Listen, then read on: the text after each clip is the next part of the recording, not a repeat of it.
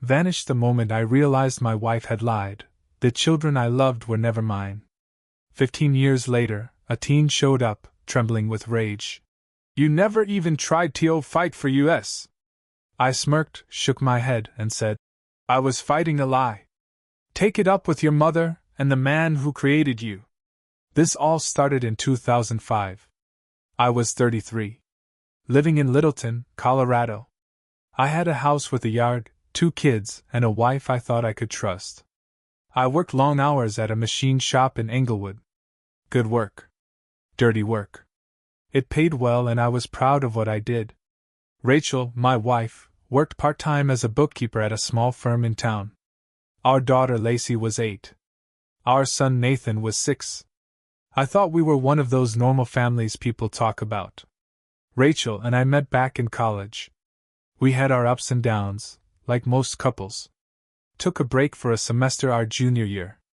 Got back together, worked things out, and got married 2 years later. I thought that break was just something behind us. Ancient history. Turns out it wasn't. One day, after a rough shift at work, I stopped at the grocery store to grab some things for dinner and maybe a little surprise for Rachel, her favorite cheap red wine. In line, I ran into Dale.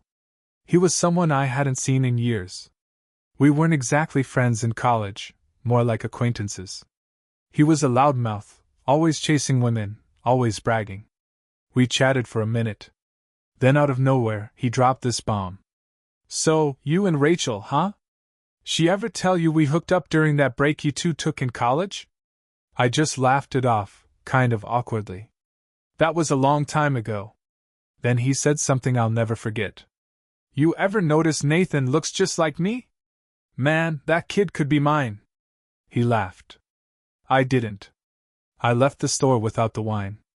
That night I couldn't sleep. Or the next night. Or the one after that. I kept looking at Nathan. The way he grinned, the shape of his eyes, the way he slouched when he walked. I couldn't stop thinking about Dale's words. Something started to eat at me. I remembered little things. How Rachel never wanted to talk about that break. How she got defensive if I brought it up. How she once slipped and called Nathan her little surprise. One day, when everyone was out, I took Nathan's toothbrush and sent it to a DNA lab I found online.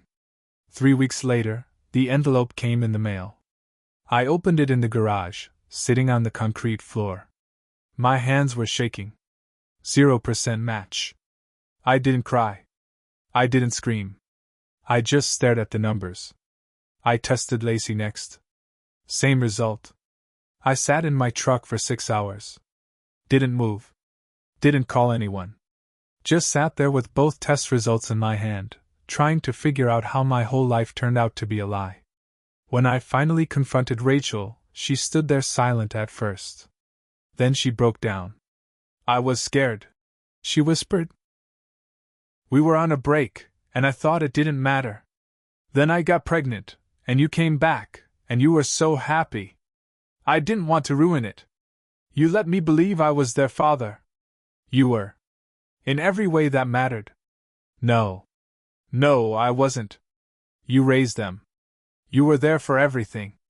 That doesn't make me their father. That makes me your fool. I packed a duffel bag. Left the house that night. Told her I'd have a lawyer send her whatever she needed. But I wasn't coming back. And I didn't. No lawyers. No court fights. No goodbye to the kids. What was I supposed to say?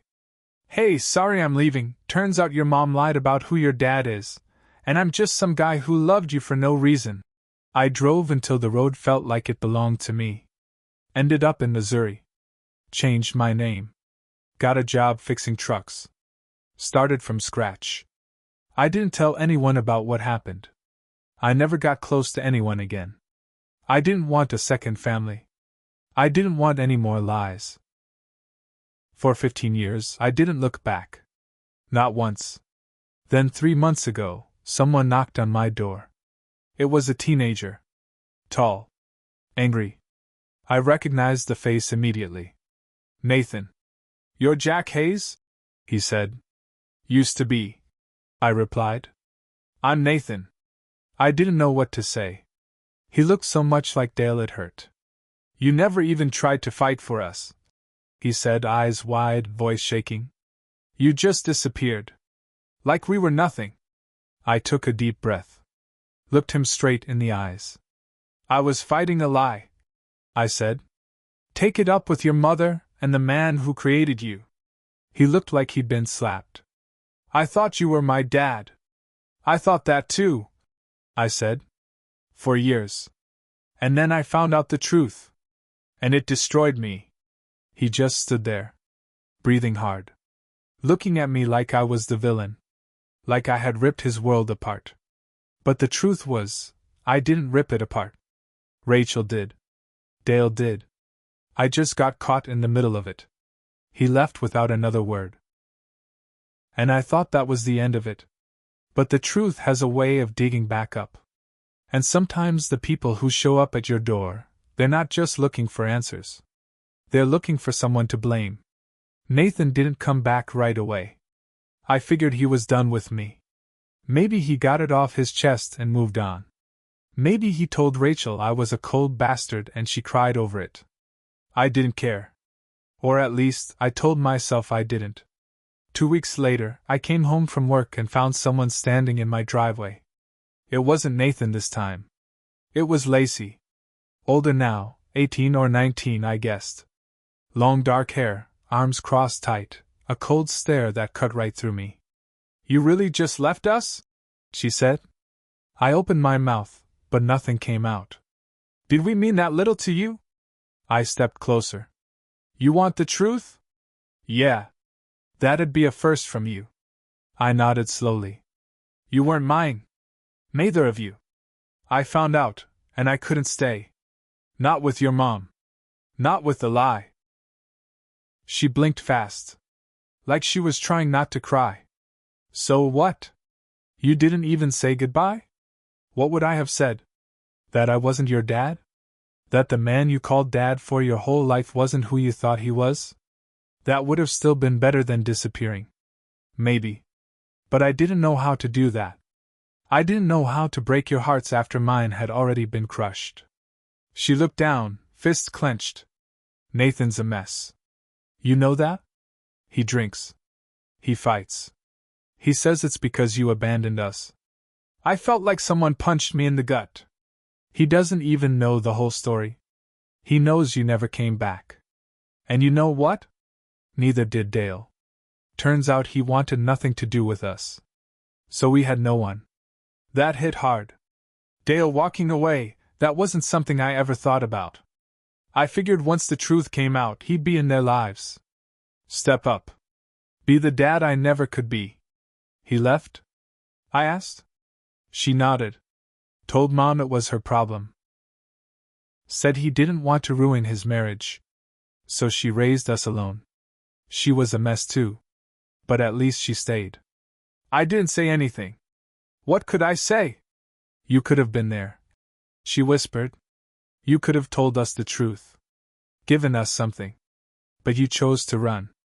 And yeah, she was right. I did run. Because I was angry. Because I felt used. Because I didn't know how to stay after I lost everything. I thought I was doing the right thing. I said finally. I thought I was cutting the lie out of my life. I didn't realize I was cutting you two out too. She turned to go. Well, it's too late now. Is it? She paused, didn't look back. I don't know. You're just a stranger now. After she left, I stood there in my driveway until the sun went down. The next week, I got a letter in the mail. No return address. Just my name on the front, shaky handwriting. Inside was a single photo, me, Lacey, Nathan, and Rachel, taken during a picnic at Bear Creek Lake Park. Must have been from when Lacey was around 5. Written on the back in black ink. We were a lie to you. But you were real to us. I didn't sleep that night. The day after that, a message came to the repair shop. It was from a lawyer in Denver. Rachel had filed for full disclosure of financial abandonment and emotional damages. She was suing me. And that's when I realized. The fight I walked away from 15 years ago. It was coming for me now. And this time, I couldn't just run. I sat across from the lawyer, arms crossed, jaw tight.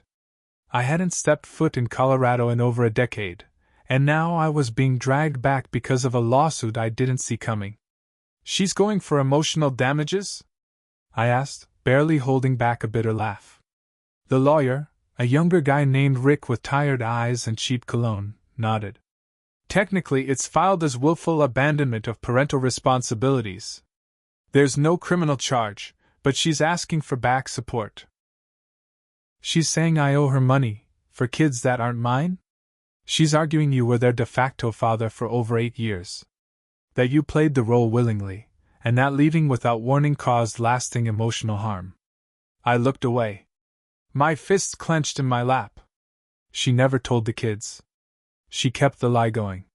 She let me raise them, love them, thinking they were mine. I understand. But Colorado family law sometimes recognizes emotional parenthood, even in the absence of biological ties. Especially if you never challenged paternity until years later. She lied. I believe you. But we're not fighting what's right, we're fighting what's on paper. And on paper? You were their father. He slid over some documents. My name. My old address. Marriage certificate. Hospital bills. Birthday cards signed. Daddy. It was all there. 8 years of proof I was in their lives. She's going to drag you through court, Rick said. She wants you to pay for disappearing. And what if I tell the judge the truth? She'll call the kids to testify. They're adults now. And they're angry. That letter? That photo? Might have been a warning. I walked out of the office and just stood there on the Denver sidewalk. Cold wind hitting my face. My hands trembled. This wasn't about money. This was payback. Rachel had raised them alone. She'd lost Dale. Probably got no help from anyone. And now, with her kids angry and grown, she needed someone to aim them at. And that someone was me. That night, I drove past our old neighborhood. Everything looked smaller. Faded. The fence I'd painted white was chipped and sagging.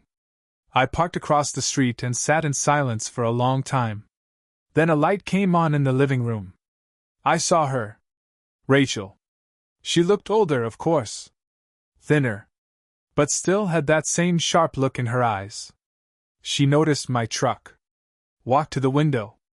We locked eyes. She didn't wave. Neither did I. A few days later, I got a call. It wasn't from Rachel. It was from Dale. "You ruined everything," he said. "You walked away. You left her with 2 kids. He laughed, low and bitter. "You think I wanted this? I told her not to say anything. Told her to let you raise them. It was better that way." "For who?" "For all of us." My grip tightened around the phone. "You let me play dad to your kids for 8 years. And you did a damn good job," he snapped. "Better than I ever could." I couldn't believe what I was hearing. He was calm. Like this was just some old business deal. "I didn't ask to be in this mess," he said. "You're the one who dug it back up. I didn't dig anything. The truth came out." "Yeah, well, now it's your problem. She wants a fight. The kids want answers. I'm staying out of it." "You already stayed out of it for 15 years. And he hung up. That night, someone slashed my tires. All 4. The next day, someone broke into the repair shop. Didn't take anything. Just trashed my locker. Left a note inside it. "You ran once. Try again." I knew it wasn't Rachel. I knew it wasn't Dale. It was Nathan. He wasn't looking for answers anymore. He wanted blood. I didn't report the break-in.